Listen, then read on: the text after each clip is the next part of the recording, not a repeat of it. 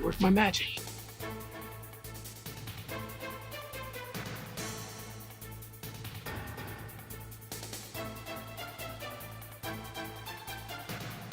Bravo 6. Going dark.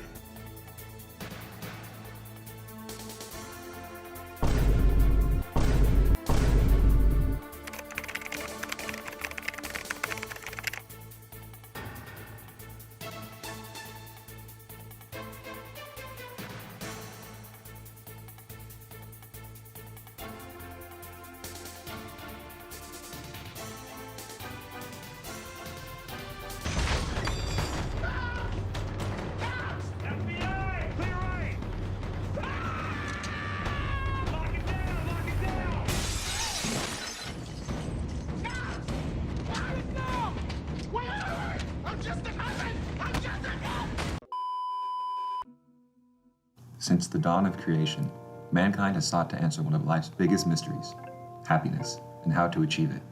When people aren't happy, they find ways to cope with their circumstances. People sometimes eat food, spend money, or find a higher meaning through religion. What do I do, Lord? Destroy the child. Either that, or they do drugs.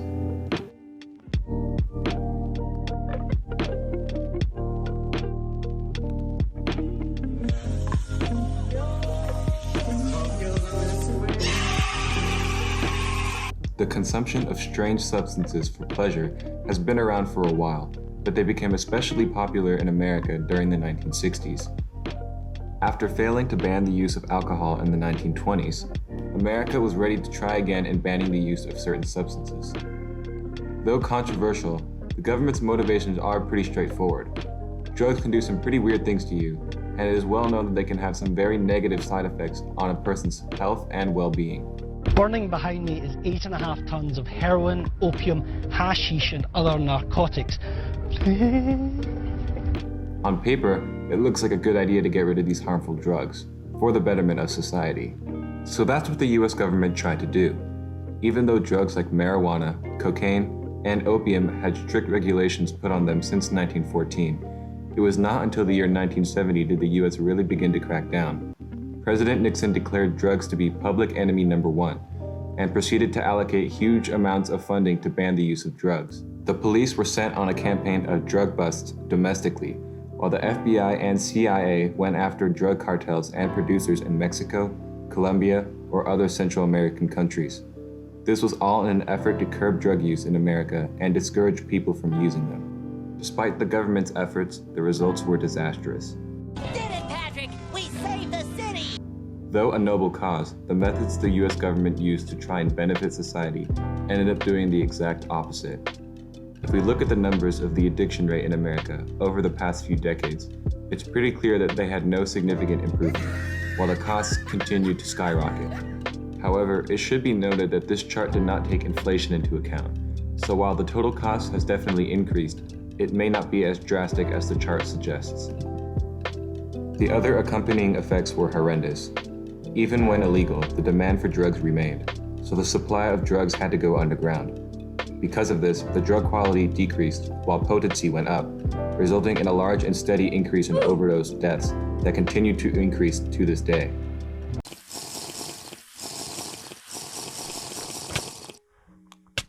Whoa. Whoa.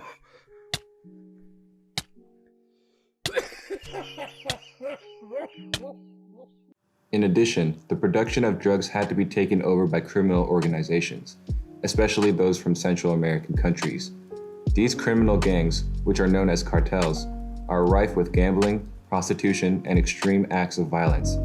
When drug crackdowns happen in America, it feeds these cartels because they know they can make drugs cheap and then smuggle it over to America to sell. Not only this, but the raids done by the US government on people's homes did a tremendous amount of damage to American citizens, as the government initiated a near military campaign on its own people. The police would do no-knock raids, where they forcefully entered into people's homes that they suspected contained drugs. These went wrong many times, whether from raiding the wrong homes and injuring or killing the wrong people, or police being killed from people fighting back. Finally, the war on drugs had a severe negative effect on the African American community. As if they didn't already have enough on their plate at the time, African American citizens had a massive disproportionate arrest rate over that of other races. Though they only comprise about 12% of the population, they account for 62% of drug arrests, which has a tremendous negative effect on an already struggling minority group. So, what does the situation look like today? Well, even though the war on drugs has come and went in phases over the past 60 years, it is still in effect in the present. Though many states have legalized the use of marijuana, a good portion of them only allow it for medical uses, while in many others it is still illegal. The arrests and raiding have gone down, but they still happen quite often. Social awareness of the issue has also improved, with more people being in support of relaxing many of the drug laws that remain in place. As for the future, especially with the rise in popularity of Juuls and vapes, I would expect drug laws to continue to loosen, though with the current state of the government, that's a bit hard to predict.